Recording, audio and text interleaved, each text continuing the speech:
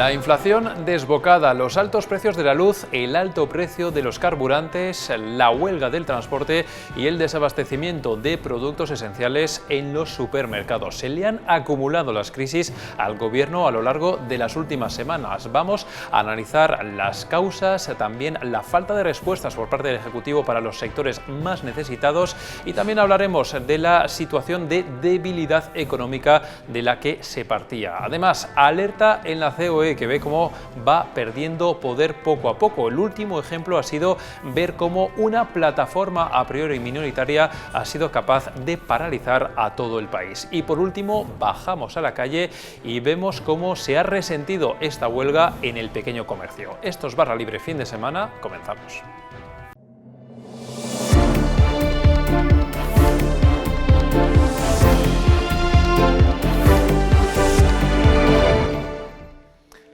Y comenzamos ya esta edición de Barra Libre Fin de Semana. Ya saben que los domingos nos gusta analizar la actualidad, pero con un poquito más de calma y de sosiego. ¿Y quién mejor para acompañarnos en este propósito que el redactor jefe de Economía, Juan Delgado? ¿Qué tal, Juan? ¿Cómo estás? Muy buenas.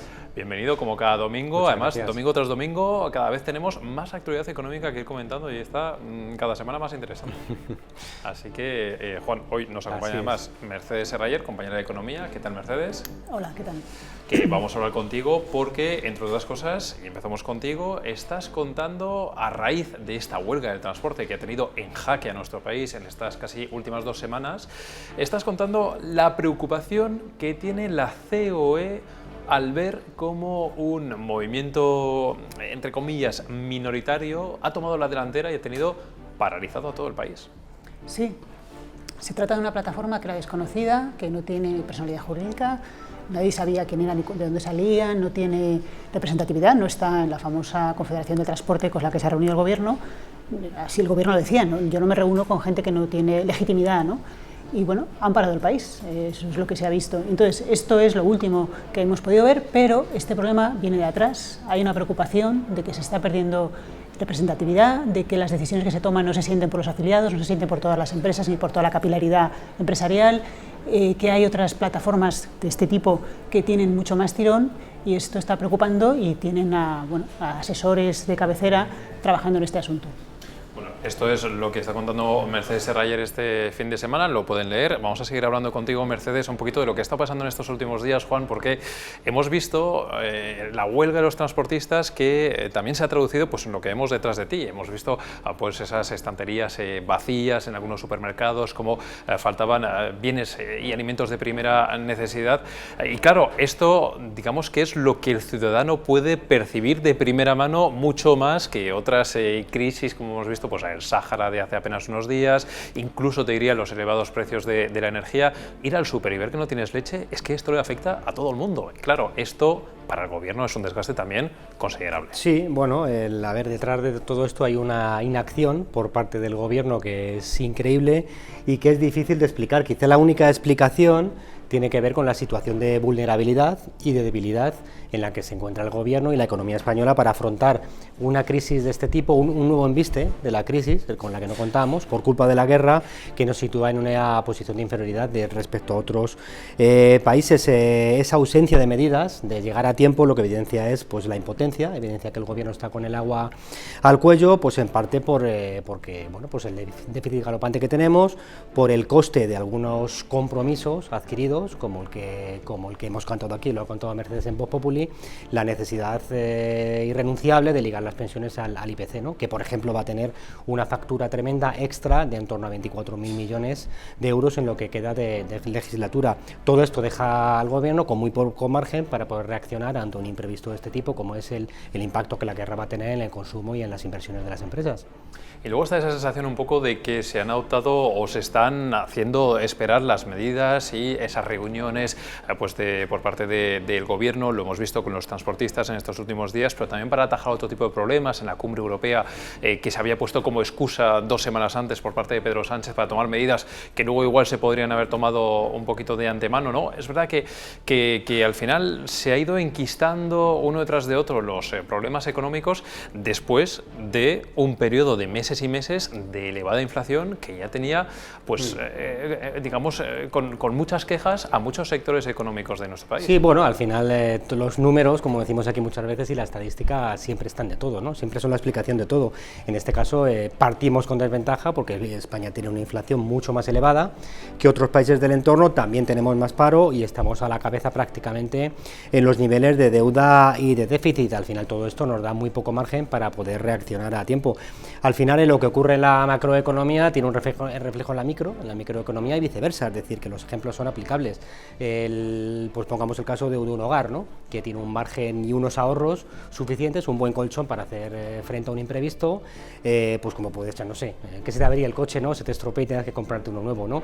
Esto es lo que le está ocurriendo al Estado, que no tiene ese margen para poder actuar porque no ha hecho los deberes a tiempo. La diferencia grande es que en el tema micro, pues un hogar, lo que pasa en un hogar o las decisiones de un hogar tienen que ver con los que viven en el hogar.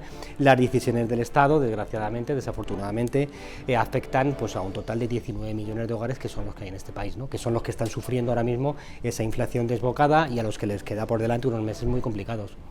Mucha gente se pregunta por qué no se han adoptado las medidas antes. Mercedes, es verdad que hemos estado contando estas últimas semanas, te hemos leído, contaba Juan el ejemplo de esa hucha de las pensiones que tiene un tamaño considerable en la que hay que inyectar dinero, y hemos visto pues cómo se adoptaban medidas tarde y casi mal también a costa del contribuyente, ¿no? Porque realmente, claro, partimos de una situación bastante compleja en la cual el gobierno necesita también recaudación para hacer frente pues a todas esas dificultades que puedan surgir en el futuro, como las pensiones. Sí, estamos en un momento muy disruptivo porque la recaudación ha ido muy bien, también ayudada por la inflación, pero ha ido muy bien, y de hecho a finales de enero el Ministerio de Hacienda salía a dar estas cifras adelantadas sobre lo previsto para destacarlas, ¿no? Y el problema es que ahora sobreviene este problema que nadie había previsto, con ya una inflación muy elevada, y entonces ¿qué hacemos? Con todas las facturas que hay que pagar, que ya nos coartan bastante, ¿no? El argumentario ahora es complejo y lo que vemos es que realmente, por un lado, tienen la presión ideológica de algunos sectores como Podemos, de que no hay que bajar impuestos, que es el clamor de una buena parte de la sociedad y de las empresas, pero por otro no hay margen de maniobra, y entonces nos encontramos con una situación que vimos en la pandemia, que las medidas que se toman en España tienen un alcance muchísimo más corto que en el resto de países de nuestro entorno, que están sufriendo lo mismo, claro. Y además, yo veo, quizás en estas últimas semanas ha habido una diferencia con la pandemia, porque la pandemia más o menos las medidas que se fueron tomando podían ser de corto alcance, podían no resultar bien, como las ayudas directas que no acabaron llegando, pero más o menos se iban poniendo medidas encima de la mesa, y en marzo del 20 de abril íbamos Consejo de Ministros 2 a la semana sin parar, ¿no? Esta vez, quizás para salvar el mes, para que en marzo no saliera un duro de las arcas públicas, y que empezara la cosa en abril, por lo menos ha sido todo con toda esta ralentización, postergación, un poco agónica, ¿no? Bueno, claro, uno trata de ser comprensivo con el gobierno y piensa, bueno, es verdad que, oye, cuesta dinero poner medidas encima de la mesa y venimos pues de una pandemia con su crisis, etcétera, y puede ser complejo. Pero también es cierto, Mercedes, y lo hemos estado contando estos días, que el gobierno, por ejemplo, para hacer frente al alto precio de los carburantes, se planteó, incluso llegó a dejar caer la idea de que iba a haber una rebaja de los impuestos, una idea que finalmente se ha abandonado en favor de las ayudas directas. También se ha visto, lo hemos contado, como otros países iban tomando la delantera, otros países que también han sufrido las consecuencias de la crisis de la pandemia, sí que iban tomando otras medidas, ¿no? O sea, parece como que a veces el gobierno no sabemos si es por las dificultades o si es por los cambios de criterio, y también pues por ese ala, digamos, morada que tiene dentro, que le hace también pues tener dudas a la hora de tomar decisiones, y que esto se vaya retrasando y retrasando. Sí, todas estas cosas han pesado, pero al final no se ha gestionado bien, porque incluso aunque uno quiera retrasar o quiera tener mucho cuidado con presupuestario, por ejemplo Francia, sus medidas de carburantes empiezan el 1 de abril, pero están anunciadas hace más de 15 días, detalladísimas. Todo contribuyente, los transportistas, los contribuyentes en general, que también tienen ayudas para todos, no como aquí, saben lo que hay, desde cuándo, hasta cuándo, cuánto va a ser. Uno puede planificarse y bueno, ya da una tranquilidad y una certidumbre de una seguridad a los ciudadanos, ¿no? El problema es que aquí se ha gestionado mal, se ha informado mal, estaban bloqueados, no sabían cómo gestionar y cómo transmitir la seguridad, la certeza y una gestión adecuada de la situación. Una gestión, desde luego, mejorable también la comunicación. Y, Juan, también es cierto, hablabas de las debilidades de la economía y estás también escribiendo este domingo pues las similitudes que podemos ver entre la situación de partida de España y cómo ha estado evolucionando a lo largo de este periodo, de estos últimos 2 años, con otras situaciones que también se han visto, digamos, de forma histórica en el pasado en otros países, ¿no? Bueno, el caso más paradigmático es el de Argentina, ¿no? A veces se ha dicho, algunos economistas han dicho, quizá exagerando un poco, que estamos viviendo un proceso de argentinización de la economía y del Estado desde que la coalición de gobierno llegó a la Moncloa. Es verdad que son 2 países, 2 economías muy distintas, pero también es cierto que hay indicadores muy parecidos. El más clarísimo es el de la inflación, es decir, aunque en Argentina hablamos de una inflación de un 50%, aquí ya estamos en torno al 8%, que es muchísimo, y vamos camino de los 2 dígitos en los próximos meses. Argentina, al igual que España, tiene un déficit muy elevado, de en torno al 8%, y luego Argentina pues también tiene una estructura muy pesada de gobierno, de Estado, tiene una serie de redes clientelares que recuerdan un poco a lo que está ocurriendo en España. No nos olvidemos que a pesar de la crisis monumental que hemos sufrido con la pandemia y de la que estamos empezando a sufrir ahora con la guerra, el gobierno Sánchez ha mantenido intacto ese gobierno con nada menos que 22 ministerios. Que es una burrada en las circunstancias actuales. Y luego no hay que dejar de recordar un ejemplo, aunque os ya ha pasado a la historia, que es un paralelismo claro con el gobierno argentino, que es el de, recordemos que Argentina durante mucho tiempo estuvo gobernada por un matrimonio, que era el de Néstor Kirchner y su mujer, Cristina Fernández. Ellos son un poco los inventores del nuevo peronismo, que es el que ahora mismo está vigente en el gobierno, y en España pues pasó algo muy parecido, que resultó un escándalo para mucha gente, que es el hecho de que Pablo Iglesias ocupara una vicepresidencia en el gobierno y su mujer, nada menos que su mujer, ocupara un ministerio y se sentaran juntos en el mismo Consejo de Ministros. Es verdad lo que apuntas del Consejo de Ministros, que es un Consejo de Ministros con muchísimas carteras, y es verdad que igual en un momento dado también, claro, uno se plantea si no podría darse ese ejemplo de meter un poquito la tijera en los ministerios, pero está esa situación política de este primer gobierno de coalición, en el cual evidentemente esto también, si ya hay dificultades y desencuentros entre los 2 partidos, esto podría también suponer un cisma, claro. Sí, claro que sí, exactamente. La verdad es que hasta ahora es cierto que hay que preguntarse porque el gobierno solamente ha intentado tomar medidas por la vía de la recaudación, por la vía de aumentar ingresos, pero en ningún momento se han planteado medidas severas para recortar el gasto. Es decir, porque tú al final el déficit, tu presupuesto lo cuadras aumentando los ingresos o reduciendo el gasto. Reducir el gasto implica pues precisamente tomar decisiones simbólicas o no tan simbólicas como puede ser reducir el número de ministerios o reducir el número de funcionarios o recortar esa estructura tan pesada del Estado. Una decisión que no es tan fácil de tomar teniendo a un socio como Podemos sentado en el mismo Consejo de Ministros. Evidentemente va a haber una erosión porque el gobierno sí o sí va a tener que tarde o temprano tomar algún tipo de medidas más drásticas, entre otras cosas porque el combustible de las ayudas del BCE se acaba y los tipos de interés van a empezar a subir a final de año. Esa es la gran diferencia entre la manera en que tenemos que gestionar ahora la crisis y, como decía antes Mercedes, la manera en que la gestionamos al principio de la pandemia, ¿no? Son 2 escenarios muy distintos.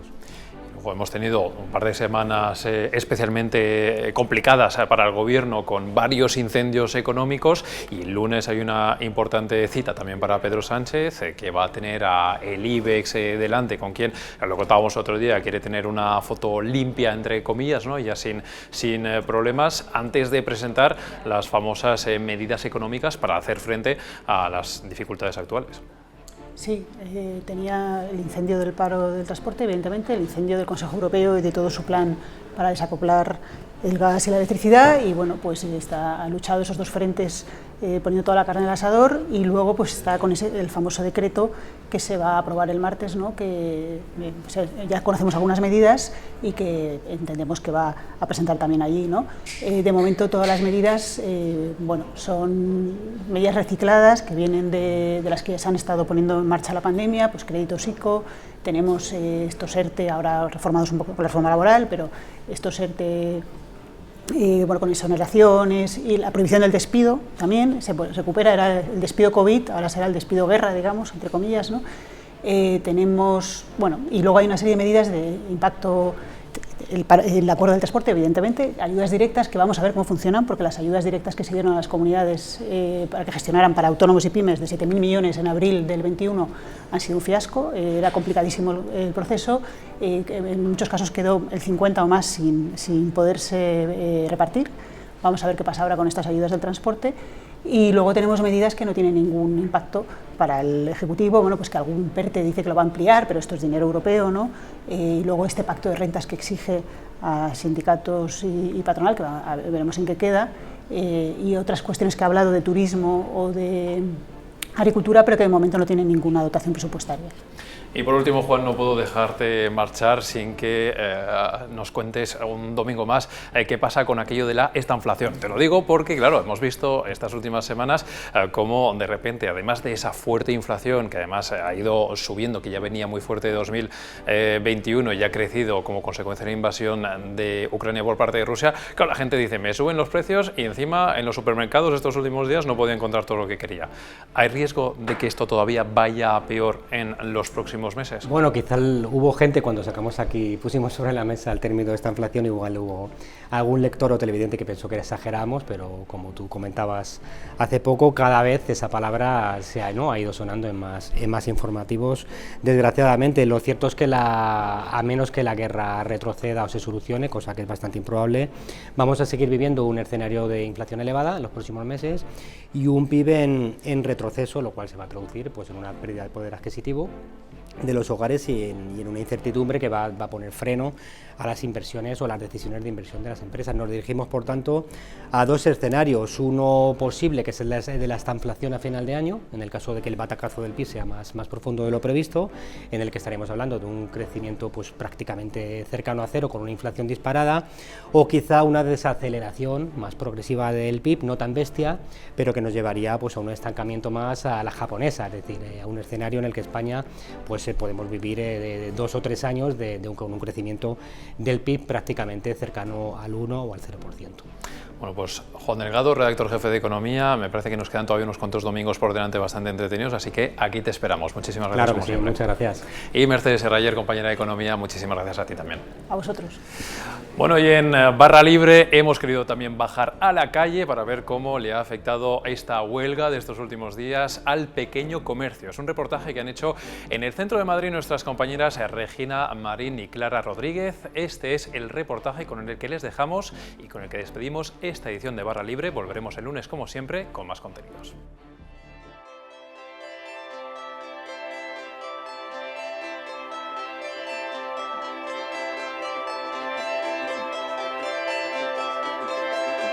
No, a nosotros no nos está afectando de momento para nada, están viniéndome productos de todo el territorio nacional, incluso de Francia también me han venido productos. Quizás se demoran un día o dos más de lo que era habitual, pero más allá de eso no estoy teniendo problemas. Me han suministrado leche, me han suministrado pan, harinas, o sea, no he tenido ningún problema. Aceites, sin problema, de oliva, eso sí. Los precios han subido todos, sin excepción, pero como un producto que está escaseando el aceite. Y bueno, sí que hemos tenido algún retraso de algún proveedor en la entrega por el problema que hay con la materia prima desde hace algunos meses y pues ahora con el tema del transporte pues más complicado. Yo creo que pero ya de primeros de año los precios han subido bastante, sobre todo lo que es alcohol, bastante. Y nosotros ahora con la huelga lo que es que como ya la veíamos venir hemos tenido que tener bastante previsión y aún así hay todo lo que viene de fuera de Madrid, digamos, que nosotros compramos bastante en Europa o en lo que es en Barcelona y todo eso, eso sí que está tardando más. De hecho, tenemos varios pedidos retenidos que no nos han llegado desde hace una semana. El servicio de transporte, la verdad es que sí está afectando, ¿no? Porque actualmente he pedido unos productos que tenían que llegarme ya para esta semana y ya tengo una semana en espera. Pues mira, pescado, ha faltado algún artículo, pero como falta siempre. Pero la mayoría de las cosas han venido. No ha habido ningún problema en Mercamadrid. Otra cosa es lo que dicen las televisiones, que yo no sé dónde sacan los reportajes. El pescado aquí en Madrid no ha faltado, porque como viene pescado de todos los sitios, pues no ha habido problemas.